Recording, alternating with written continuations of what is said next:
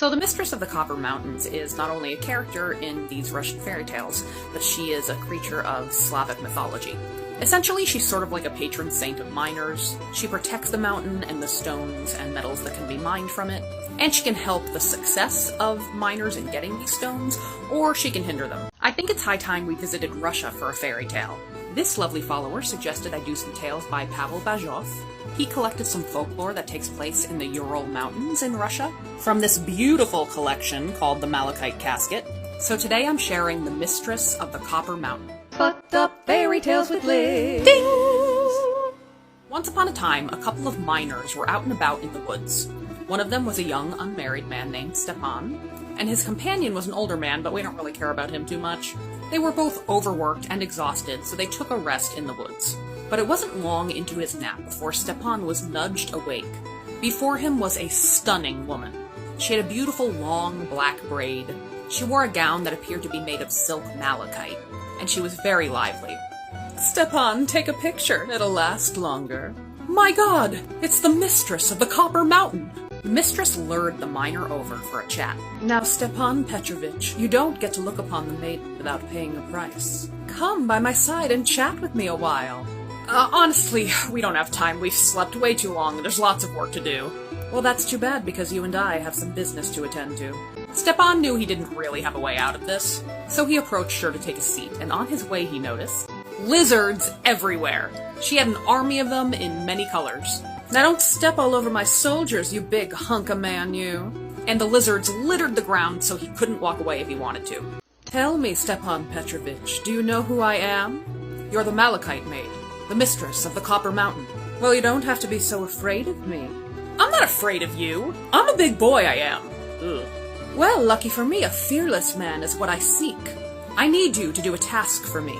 Tomorrow, when you go to work at the mine, tell the bailiff there, word for word, that the Mistress of the Copper Mountain orders him to get out of that mine, that he is a stinking, odorous goat, and if he doesn't remove himself, I will sink all of the copper in that mine so deep no soul will ever get at it again."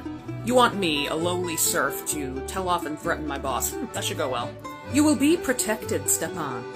Now off to your task." Then the Malachite maid transformed into a lizard and scampered away, yelling, "Do what I ask and maybe I'll marry you." "Why would I marry a lizard?" "Watch yourself." Stepan kept his word. The next morning, he marched right up to his boss at the mine. "Get this, I saw the Mistress of the Copper Mountain yesterday, and she had a message for you." "What the fuck are you on about?" "She called you a stinking, odorous goat, and said if you don't get out of this mine, she's gonna sink all the copper so deep in the earth that you're never gonna be able to get at it." Her words, not mine. The bailiff's whiskers shook, he was so mad. "You insolent piece of trash! Have this man flogged! Feed him dog food! And give him the shittiest tasks all day!" That went about as well as I thought. They whipped Stepan, and they put him to work in this dank old part of the mine where no one had found anything in ages, which everyone in the mine knew.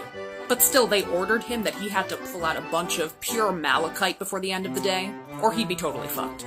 So even though he knew it was fruitless, Stepan started to do his work, but as soon as he struck the earth with his pick, all of this beautiful pure malachite started tumbling out. "Hey, looks like that dame's looking out for me after all." And then the Mistress of the Mountain appeared before him. "You truly are a fearless man, Stepan. Come, let me show you my dowry, and then you can decide if you don't want to marry some little lizard." The Malachite maid brought Stepan deep into the mountain. He found himself in this beautiful underground palace. I'm talking walls inlaid with all sorts of gemstones and precious minerals, malachite of course, but also chambers of lapis lazuli. Naturally, the furniture was all made of copper, plus diamonds and all sorts of precious gemstones. The mistress's outfit kept changing too, and now that she'd shown the miner all her goods, she sat him down for another chat. "So now that you see what I bring to the table, are you feeling more inclined to take me as your bride?" "Okay, this place is incredible. But here's the thing. I can't take you as my wife because I'm already betrothed to someone else." "Whew, I love a man who's faithful." "Honey, that was your second test. And since you didn't betray your simple peasant bride for me, a rich, hotter, fabulous goddess, I got a little present for you. You can give it to your bride." And she gifted him a large casket of jewels and ornaments. Riches that no earthly girl had ever seen. This is incredible, and I'm so grateful. But how the hell am I supposed to get this out of the mine without the other guys seeing? Don't worry, boo, I got ya. Now, before she let Stepan go, the Mistress of the Copper Mountain had a warning for him. Now I'm going to take care of you and your bride from now on. I'll protect you from the bailiff, and I'll provide you with riches galore. But you have a third test, and that is that you must forget me. Do not remember me. Do not dwell on me. Lizard army, it's time to serve us our feast. She treated Stepan to a huge traditional Russian feast. Cabbage soup and buns stuffed with fish and mutton. Then as she bid him goodbye, she began crying into her hand. She handed Stepan the tears, and they hardened into precious gemstones. These will bring you riches. Now go, and don't remember me. Stepan returned to the mine shaft he was working in. The mistress had transformed the casket of jewelry into a little teeny tiny one, so he was able to hide it in his pocket. His boss returned, expecting to see that Stepan had failed to mine anything, and instead he found these heaps of malachite. So it seems Stepan has sold his soul to the devil, and we're gonna take advantage of that. So now that they had seen that Stepan could get all sorts of riches from the mine, they offered him his freedom in exchange for mining a huge hunk of ore. And Stepan was being gifted by the Mistress of the Copper Mountain, and he found that huge hunk of ore, but the bailiff had swindled him, and they didn't give him his freedom. The owner of the mine heard about all the goings-on, and he came to see for himself what Stepan could get, and he offered Stepan his freedom if he could get enough malachite to make a ton of columns for the church in St. Petersburg. Yeah. Fool me once, bro. I'm not doing any digging until you get me my freedom in writing. And also, my betrothed is a serf. I want her freedom in writing too. Then maybe I'll see if I can dig up all this malachite for you. So they agreed. Stepan was able to get all that malachite, and now he was a free man. But the Mistress of the Copper Mountain was really incensed that they took all that malachite and put it in a church. She was probably also pretty pissed that the bailiff was still hanging out there. So she fucking cursed that mine. After Stepan left, they couldn't find a single goddamn nugget of anything valuable. My whiskers are shaking! And to boot, she flooded the place. So Stepan and his lady got married. They had both earned their freedom from serfdom, and they had all the riches you could imagine. But ever since he had left the palace of the Mistress of the Copper Mountain, Stepan had been in the doldrums. It seemed he couldn't find happiness anywhere, and as time went on, he wasted and wasted away. It seemed he was failing his third test.